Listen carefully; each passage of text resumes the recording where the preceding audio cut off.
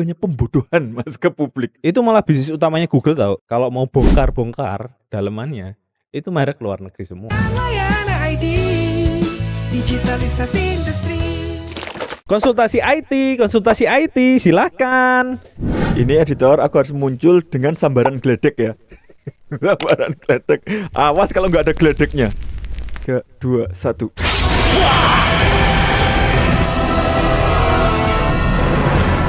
Wah, Mas. Oh ya Mas. Kamu kan programmer. Betul. Paham dong dunia startup-startupan. Paham banget. Model bisnisnya paham juga. Paham banget. Sekarang nih Mas, ada fenomena gini. Kenapa banyak startup di Indonesia itu cuma kayak ngambil lisensi produk asing, produk dari luar negeri gitu. Terus cuma diubah dikit gitu, white label lah gitu. White label. Iya. Terus diterapkan di sini dan dijual dengan atas nama mereka sendiri gitu. Iya. Itu bukannya pembodohan Mas ke publik atau gimana sebenarnya? Iya, itu konsep itu sudah terjadi puluhan tahun di Indonesia. Terlepas dari itu startup atau bukan gitu ya. Terlepas dari startup, dulu itu akan banyak produk elektronik yang masuk dari ke Indonesia. Nah, itu kalau kamu teliti, kalau mau bongkar-bongkar dalemannya, itu merek luar negeri semua. Dan yang di white label di Indonesia jadi merek tertentu. Nah, itu. Nah, begitu juga pasti startup juga sama. Metode itu dilakukan untuk apa? Untuk satu, percepatan. Yang kedua itu validasi, karena sudah ada validasi iya, dari benar, situ kita tinggal niru aja sebenarnya. Yang ketiga itu adalah apa ya? Gampangnya itu apa? Kemudahan. Nah, untuk kemudahan menjalankan bisnis supaya bisa akselerasi cepat, gimana ya? Ngambil aja lisensi dari luar negeri, kita white label, tambah fitur-fitur tertentu, jalan. Itu sah nggak? Ya sah-sah aja. Karena juga dia bayar lisensi dari sana jualan. kok. Jualan kok. Sama aja kayak franchise kan? Oh iya, benar. Tapi kan franchise masih atas nama. Tapi ada nggak franchise yang white label? Ada juga. Iya juga ada ya. Benar. Udahlah. Ada juga. Benar. Ada contohnya? Apakah semata-mata karena demi kemudahan atau kalau misalnya demi apa ya, lebih fleksibelnya, bukankah lebih enak kalau bikin sendiri dari awal gitu ya? Kadang orang Indonesia mencari yang bisa bikin semirip itu nggak ada. Terus nanti masalah kecepatan development juga menjadi pertanyaan. Bisa lebih dari setahun kalau mau bikin yang mirip. Iya. Nah, dengan adanya white labeling, fitur white labeling itu dari ngambil dari luar negeri terus kemudian di sini diganti UI-nya atau diganti tampilannya, itu membuat percepatan development dan juga proses jualannya bisa lebih cepat lah istilahnya gitu. Running bisnisnya itu bisa kurang dari setahun itu udah running bisnisnya gitu loh, udah prepare semua gitu. Nah, sambil dia berjalan bisnisnya kan itu MVP pasti kan. Iya, betul iya sih. Sambil dikembangkan lagi, kemudian diinovasikan lagi gitu. Dulu awal-awal merek smart home lah. Smart home itu awalnya cuma jual CCTV. Nah, itu ngambil lisensi dari Filipina. Iya. Engine-nya juga dari sana gitu. Tak teliti, oh ini white label itu dari Filipina. Nah, semakin ke sini dia sudah punya pabrik sendiri di sini, sudah punya produk lain seperti lampu, macam-macam. Pokoknya yang ada di home itu dibikin smart. Iya. Dikembangkan lah itu. Tapi apakah apa yang kita pelajari dari situ yakni kecepatan operasional bisnis itu diperlukan, akselerasi itu diperlukan dengan cara apa ya? Ngambil lisensi dulu. Benar. Setelah itu kan kita belajar untuk ngambil lisensi yang lebih banyak. Iya itu juga kan. Maksudnya belajar untuk membuat produk yang kualitasnya mirip, serupa, tapi kita bikin dari kita sendiri. Gitu. Tapi itu kelemahannya Mas. Nanti kan kalau ada kompetitor yang tahu, ya udah kita tinggal white labeling yang sama juga gitu. Dikemas dengan berbeda. Iya, kompetitor pasti ada. Itu ya. Kompetitor pasti ada. Dan kalau kita perhatikan manufaktur di China itu semuanya open white label. Oh iya sih benar. Iya.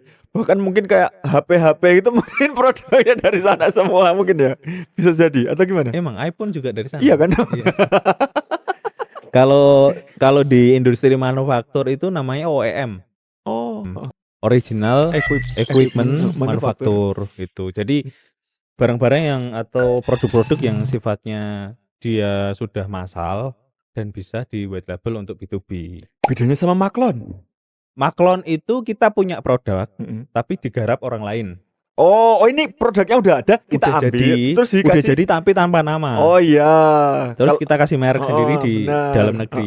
Kalau Maklon kita punya produk nih loh, contohnya kayak gini, terus kamu yang buatin gitu kan? Oh iya, Iya, bedanya. kayak gitu. Tapi oh iya sih. Nah, kalau white label gitu, berarti kan kalau dari elektronik itu berupa produk-produk fisik, kalau dari digital ya berupa lisensi seperti itu gitu. Lisensi software. Betul. Apakah sebatas kayak cuman nih ada startup yang katakanlah ojek online ya, katakanlah ya, bukan Gojek, bukan apa, ngambil white label dari luar negeri gitu katakanlah. Terus diaplikasikan di Indonesia, diubah namanya. Itu kan white label secara keseluruhan, secara Iya, sistem. secara sistem. Ada nggak katakanlah yang cuma beberapa fiturnya aja yang di white labelin gitu, Mas? Banyak yang kayak gitu. Malah justru lebih banyak ya? Lebih banyak. Itu malah bisnis utamanya Google tau. Oh iya Kak. Oh iya. Bisnis utamanya Google tuh kayak gitu. Oh iya, gimana Mas? Gimana? Ya, dia kan monopoli map seluruh dunia. Iya benar. Oh. Dari map seluruh dunia itu dijual menjadi API.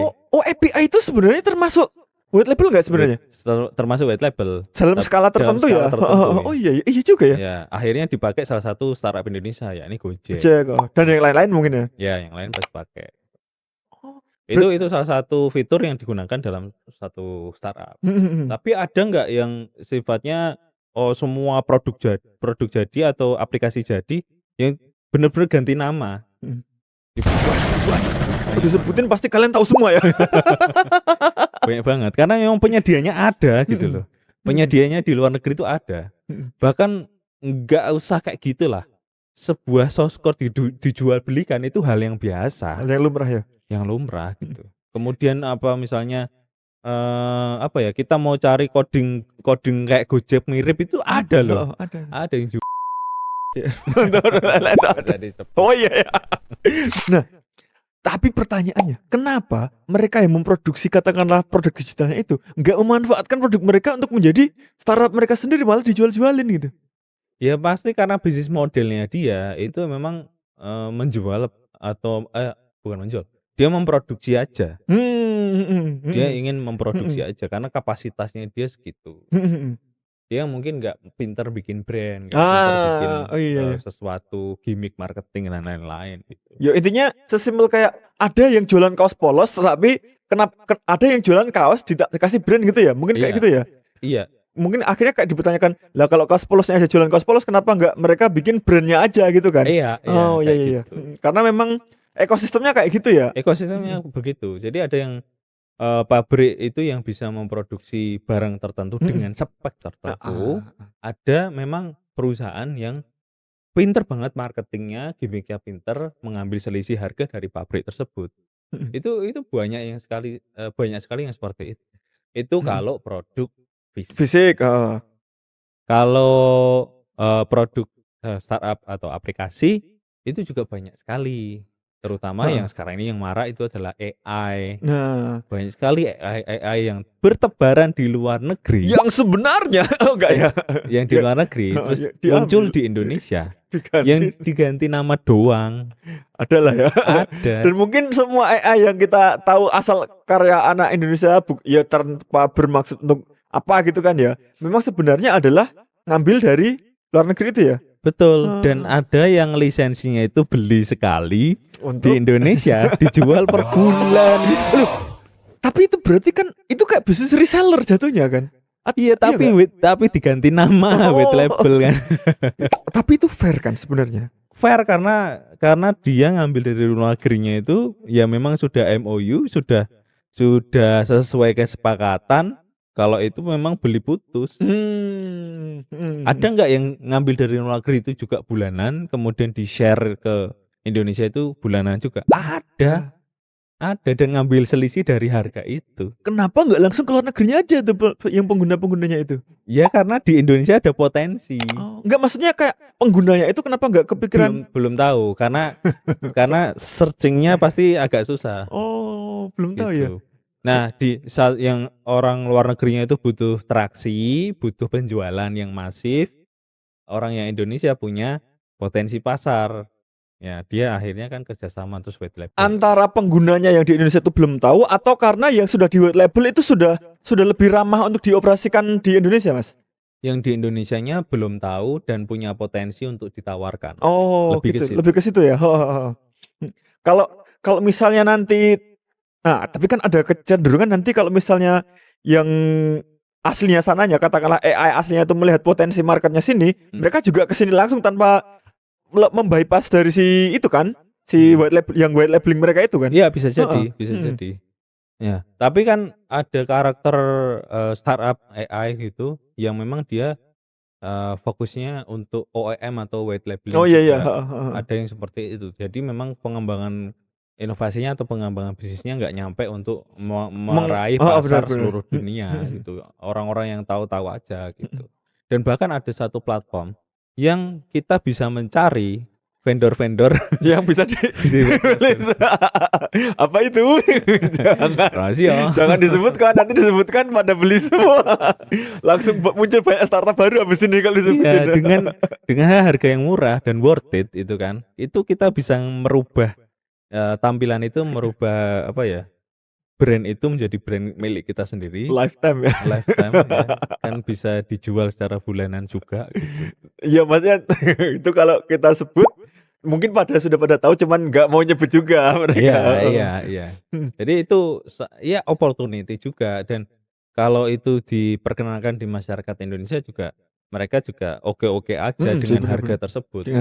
Kan memang membantu produktivitas, membantu sales, membantu apa terserah dari kebutuhan bisnisnya dia gitu. Ada juga yang akhirnya memang kayak cuman katakanlah aplikasi utamanya itu marketplace gitu, kayak Tokopedia. Tetapi ada satu fitur yang dia itu white label gitu kan. Dan dia menambahkan gimmick ya, katakanlah AI gitu, ada chatbot khusus yang super jago gitulah, dan itu white label dari sana. Itu kan hanya satu fitur tertentu dari keseluruhan itu kan. Nah, ya itu urusan si programmernya ya, cara mengembednya, cara mengapanya ya. Tapi kan berarti kan potensi untuk cuman mengambil sedikit-sedikit dari bukan terus semua keseluruhan itu, dan dia bahkan itu kan tidak menjualnya sebagai langganan ke orang, Mas. Kayak cuman adding value itu. Nah, itu adding value kan. Itu worth it enggak sebenarnya? Kan enggak beli untuk dijual lagi. Kalau itu bagian dari inovasi bisnis. Jadi kalau bisnismu sudah berjalan, sudah operasi gitu kan, ditambahilah gimmick untuk AI. Oh iya. Itu banyak terjadi. Misalnya Microsoft Word sekarang ada AI-nya. Terus Google Search ada AI-nya. Terus apalagi bisnis yang konvensional sekarang itu ditambahi AI. Biar ada gimmicknya itu ya. Biar ada gimmicknya. Bukan semata-mata kita white label AI dari sana untuk kita jualin lagi secara ngecer, tetapi untuk menambahkan sesuatu di bisnis yang sudah ada gitu ya. Betul, itu salah satu yang digunakan kalau bisnis sudah eksis. Ada juga bisnis yang memang fokusnya itu hanya jualan AI aja. Ada yang kayak gitu, tergantung dari kebutuhannya aja. Nah, untuk sah tidaknya ya pasti sah-sah aja, asal tidak mencuri aja. Tidak nge-crack gitu kan. Kayak GPT-4 kan dijual API-nya. Benar. Nah, kita bisa mengelola dan meng-create ulang apa produk yang mau kita buat sesuai brand kita untuk dijual lagi ke masyarakat. Itu sah-sah aja. Tapi harus ada kayak listen ini part of ini atau dibuat dari itu bebas terserahnya. Bebas terserah. Karena yang dipentingkan pemilik AI-nya adalah kamu pakai API-ku udah. Gitu. Itu kan iya sih, itu API ya, bukan beli tokennya yang banyak terus kemudian digunakan untuk untuk memprovide pelanggannya gitu enggak ya? API-nya ya langsung ya. Kan lewat sana, server juga lewat sana. Berarti kan tadi kan sempat dibahas bahwa API itu juga salah kayak bagian kecil dari dari white label ya sebenarnya ya. Sebenarnya ya. Nah, berarti mungkin nggak perusahaan-perusahaan gede sana tuh sebenarnya mereka juga melakukan hal yang serupa kayak Google jualin API mereka tanpa pengguna sehari-hari B2C-nya itu tahu sebenarnya, Mas. Ya, pasti begitu. Kan ya bisa dilihat aja lah. Kalau ada AI dalam satu aplikasi atau web yang konvensional, pasti AI-nya nggak begitu oke. Performanya. Kenapa? Itu kenapa? Ya karena secara HPP dia mencari vendor AI yang Ya, lebih murah. paling murah. Oh iya, benar Ya benar. kan? Pasti performanya juga akan berdampak juga gitu. Kalau pakai GPT maka dia akan berhitung, aku untung nggak ya kalau jual segini. Nah, itu masalahnya karena mereka membeli lisensi, membeli API itu kan for nothing. Ibaratnya ya nggak langsung terkonversi menjadi sales kan. Itu hanya menjadi gimmick, siapa tahu nanti brandnya bisa naik, terus nanti itu kayak bagian gimmick gitu ya, marketing ya. Iya, kayak gitu. Makanya kalau nanti dicari perusahaan konvensional atau web atau aplikasi konvensional yang ditambahi AI, coba aja AI-nya pasti nggak karuan. Oh iya sih, karena mereka memang mencari yang murah. Terus ini karena AI ini lagi keywordnya lagi oke banget, ditambahin itu biar itu sebagai dari gimmick itu ya. Betul. Makanya jangan diprotes kalau katanya AI kok nggak bisa jawab ini gitu. Kan gimmick. Lah kamu pakai juga kan? Iya. Benar-benar. Akhirnya ada white label kayak gitu yang memang dibeli sebagai sarana untuk marketing biar brandnya naik gitu ya. Iya, betul. Karena kan sekarang apa ya, harus apa, aplikasimu mau bikin aplikasi apa? Aplikasi ini, ini keunggulannya apa? Nah, pasti kan gitu. Ada AI-nya gitu. Ada, bukan jago gitu ya. Ada AI-nya. Benar. Nah, berarti memang untuk katakanlah mereka yang mau bikin aplikasi mungkin memang harus memikirkan untuk apa nih keunggulannya ya. Keunggulannya ya udah cari white label di tempat-tempat yang menjual license seumur hidup itu mungkin. Terus untuk diterapkan untuk sebagian dari gimmicknya itu ya. Iya, betul. Makanya kemarin ada salah satu klien dari Layana itu ingin membuat aplikasi marketplace dan dia kepengen ditambahi AI untuk chatbot. Nah itu oke, jenius. Karena memang gimmick yang dilakukan itu sesuai dengan karakter bisnisnya, sesuai dengan apa yang dia mau tawarkan ke masyarakat. Itu bagus daripada ketika ada banyak sekali klien yang tak tanya, "Pak, ini keunggulannya apa?" "Nggak ada Mas, samain aja Tokopedia." Itu banyak banget. Gitu. Nah, tapi kalau dari kamu itu bakal misalnya ketemu yang katakanlah yang nggak ngerti, samain aja gitu. Bakal kayak merekomendasikan sebaiknya dikasih gimmick ini, Pak, biar untuk nanti itu nggak cuman sama aja gitu nggak? Tak kasih tahu, kita edukasi itu tetap, tapi kembali lagi keputusan ada kepada pihak mereka. Kadang juga kepengennya itu yang simple banget, terus kemudian strategi marketing atau strategi operasionalnya memang belum kepikiran. Banyak banget yang pengen bikin aplikasi, tapi nggak di-prepare orang bisnisnya atau orang operasionalnya, itu banyak sekali. Mas, ini aku mau tanya agak jahat nih, ini misalnya nggak lu sensor nggak masalah nih. Kan tadi kamu bilang ada yang katakanlah bisa white labeling secara keseluruhan gitu kan. Ada nggak oknum software house yang melakukan itu untuk dijual sebagai kayak proyekan ke pelanggannya gitu? Kalau software house sih jarang. Jarang ya? Kalau software house itu jarang. Tapi kalau misalkan bukan software house, ya bisnis produk lah. Bisnis produk itu banyak. Banyak ya? Banyak. Dan itu apa ya? Kelihatan apa enggaknya itu sebenarnya kalau sudah pakai lama. Nanti akan terlihat, oh ini ternyata supportnya begini, oh layanannya begini. Nah, itu nanti akan kelihatan ini white label nggak sih? Tapi kan yang bisa melihat itu nggak semua orang Nggak kan? semua orang. Itu sih, Nggak semua mungkin orang. keuntungannya di situ ya. Iya. Gitu. Kalau bikin produk pasti white label terus biar dipakai sama orang-orang gitu ya. Iya. Tapi itu bagus kok untuk ini ya Pak, untuk mencari customer dengan cepat, Oh iya sih. menjalankan bisnis dengan cepat, itu bagus.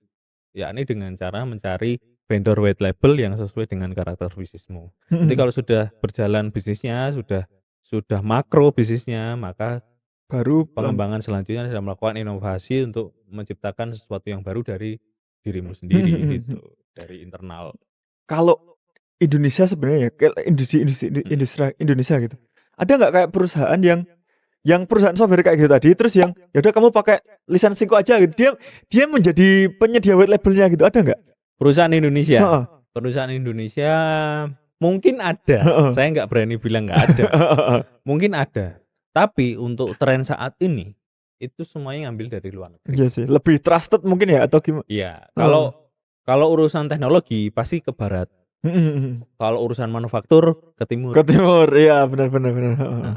Ada, iya sih benar sih. Lagian mungkin kalau misalnya di Indonesia mungkin khawatirnya ya cuma di Indonesia, nanti khawatirnya langsung ketahuan atau apa, terus mending nyari yang dari luar negeri sekalian ya. Iya. Itu yang startup. Kalau maksudnya yang Iya. teknologi itu ngambil dari barat. Kalau manufaktur ngambil dari timur. Yang manufaktur itu ada cerita dari salah satu klien layanan itu dia ngambil OEM mobil alat berat dari sana.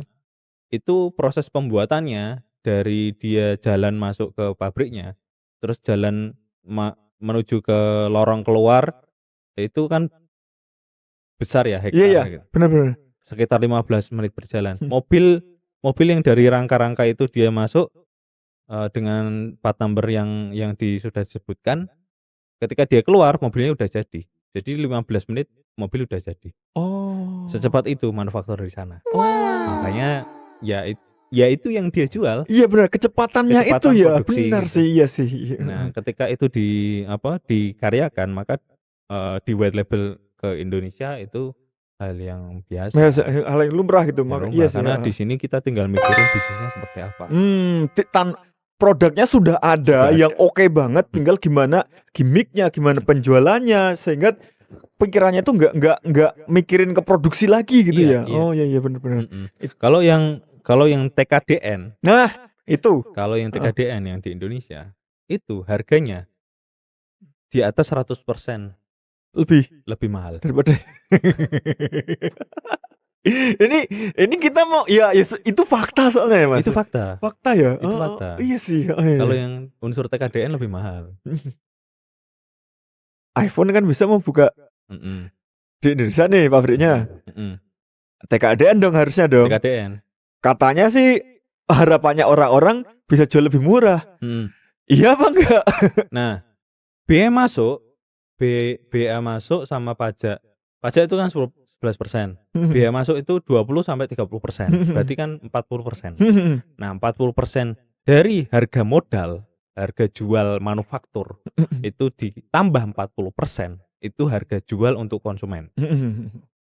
Ditambah lagi biaya jasa garansi, Kemenprint segala macam gitu kan.